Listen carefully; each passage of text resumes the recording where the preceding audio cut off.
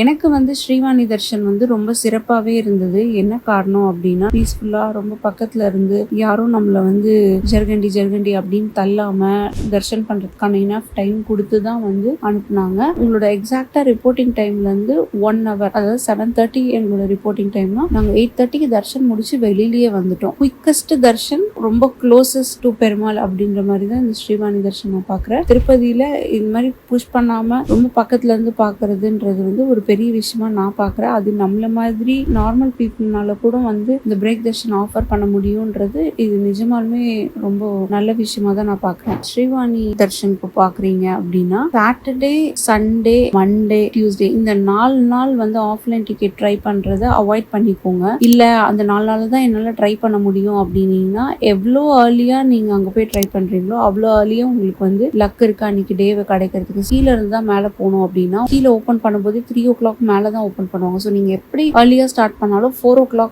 தான் உங்களால் ஸ்ரீவாணி கியூக்கு வந்து வர முடியும். ஸோ அதனால் இந்த 4 நாள் வந்து ஆஃப்லைன் டிக்கெட் ட்ரை பண்ணுறதை அவாய்ட் பண்ணிக்கோங்க.